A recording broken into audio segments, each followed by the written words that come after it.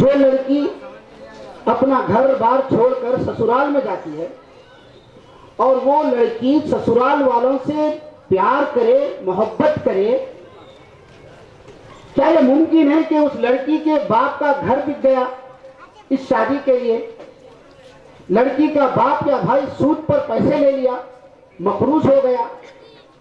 کیا آپ ممکن کرتے ہیں کہ وہ لڑکی ایسے سسرال سے محبت کرے گی؟ عزیزان ملت اسلامیہ، سنتیں بہت ہیں، لیکن ہر سنت کا پیمانہ اپنے وقت کے لحاظ سے بدل جاتا ہے۔ اگر آپ اس سنت کو سرما لگانے کی سنت سے تولیں گے، جو نکاح کی سنت ہے، جو نسل انسانی کے سلسلے کو آگے بڑھانے کا سب سے مؤثر اور سب سے اہم ذریعہ ہے، جو رئیس السنہ ہے، سنتوں میں سب سے سردار جسے کہا جاتا ہے، وہ سنت ہے نکاح۔ کیونکہ اللہ کے رسول صلی اللہ علیہ وسلم نے کسی بھی سنت کو مکمل طور پر میری سنت نہیں کہا۔ نماز کے لیے جو حدیث میں آیا ہے، میری آنکھوں کی ٹھنڈک کہا۔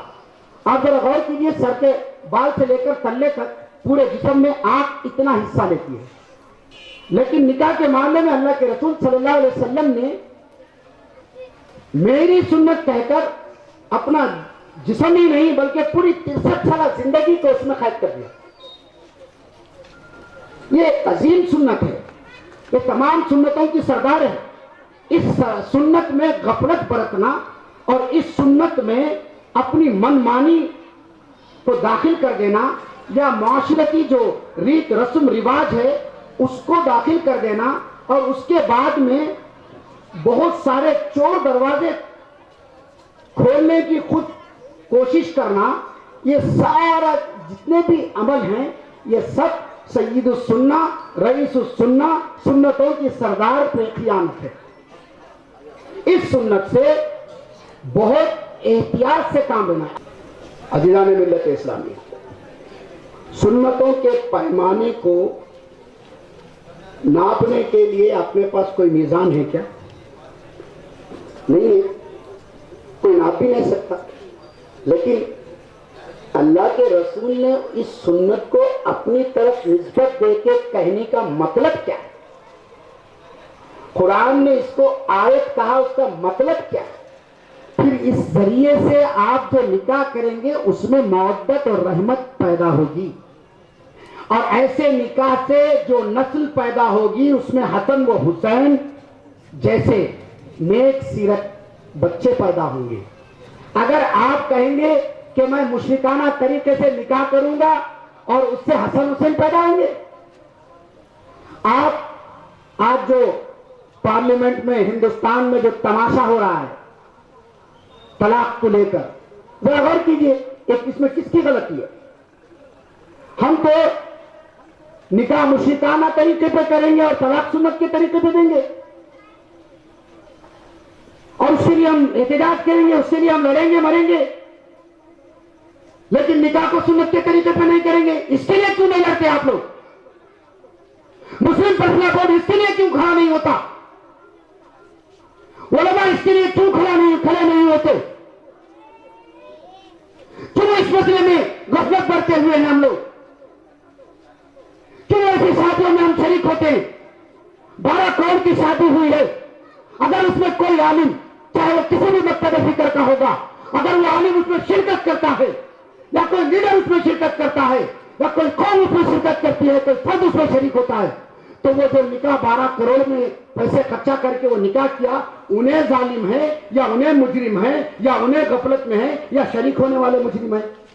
ذرا زور سے بولیے، ذرا اور زور سے بولیے، زندہ خون بن کے بولیے، شریک ہونے والے مجرم ہیں۔ ایسی شادی جو ابلیسی شادیاں ہیں، شیطانی شادیاں ہیں، ایسی شادیوں کی زینت بننا کیا جائز ہے؟ اس کے لیے چور راستے کھولنا کیا جائز ہے؟ ایک طہارت کے ڈھیلے پر 18 صفحے لکھ دیے گئے ہیں، لیکن امت اس کے لیے مخلوص ہو رہی ہے، سود پہ پیسے لے رہی ہے، آٹے بیچ رہی ہے، گھر بیچ رہی ہے، بھیک مانگ رہی ہے۔ تاج محل ہم نے بنایا، لال قلعہ ہم نے بنایا، چار مینار ہم نے بنایا، مکہ مسجد ہم نے بنایا، ہم کیسے کیسے عظیم الشان عمارتیں کھڑی کی، کیسی عالیشان حکومت کی، لیکن آج दाढ़ी रखकर, बुरखे पहनकर, टोपियां पहनकर वहीं पे बाबू दाखिले पे भीख मांगती हुई हमारी कौम ठहरी हुई है। शर्म नहीं आती हमें? जहां हम चप्पल छोड़ा करते थे, आज के हुक्मरान उनके बाप दादा वहां बैठने के लिए हमसे इजाजत मांगते थे, और आज हम उनके आगे भीख मांग रहे हैं। क्या ये जिल्लत किस लिए आई है? ये अंधेरा क्यों आ रहा है? ये गुर्बत कैसे खत्म होगी? याद रखने, जब तक निकाह को सुन्नताइज नहीं करेंगे, इस मिल्लत की, इस कौम की गुर्बत दूर नहीं हो सकती, इस मिल्लत की, इस कौम की तरक्की नहीं हो सकती। जब तक कि हम ऐसी शादियों का खुले तौर पर, एलानिया तौर पर एक बागी बनकर, हम बागी नहीं हैं, बागी हम नहीं हैं, बाइकाट हम नहीं कर रहे हैं शादियों से, वो नालायक कौम कर रही है। नबी की सुन्नत से बाइकाट वो लोग कर रहे हैं, नबी के तरीके से बाइकाट वो लोग कर रहे हैं, तो हम वो लोगों का बाइकाट करें जो नबी के तरीके से बाइकाट कर रहे हैं। ये कहते हैं कि इसमें शिद्दत सही नहीं है, ये शिद्दत का मसला नहीं है मेरे भाई।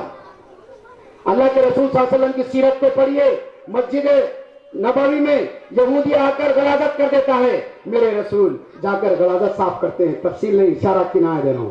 लेकिन वहीं पे एक साहबी रसूल जंग में शरीक होने में थोड़ी थोड़ी काहिली करते हैं, मुखलिस है, उनके इखलास में शक नहीं किया जा सकता, क्योंकि उनकी गवाही कुरान ने दी है।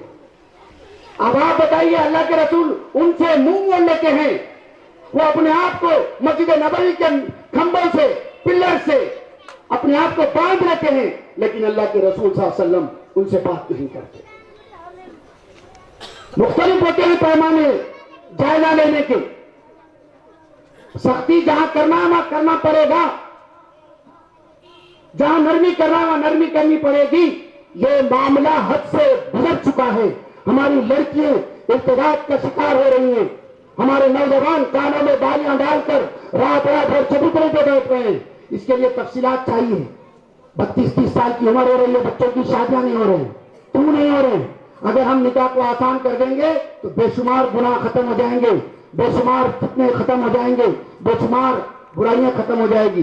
बहरहाल अगर आप इन निकाह के जरिए से रिश्तों में मोहब्बत और मोहब्बत चाहते हो तो फिर याद रखो, निकाह को सुन्नताइज करेंगे, इंशाअल्लाह सुन्नताइज करेंगे ना। जरा एक जिंदा कौम बनकर आवाज दो, परभनी के लोगों सबूत दो, हम जिंदा कौम हैं, ये मुर्दा कौम नहीं है। तारीख उठा कर देख लो, जितना तुम हमको दबाओगे उतने ही हम उभरेंगे। ये जिंदा कौम है, जिंदा कौम बनकर आप मेरे को वादा करो, ऐसी शादी में क्या आप शरीक होंगे?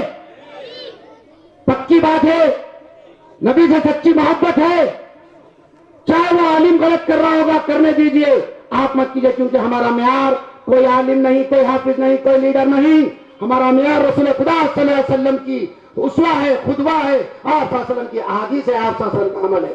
वाक़िअ दावाना अल्हम्दुलिल्लाहि रब्बिल आलमीन।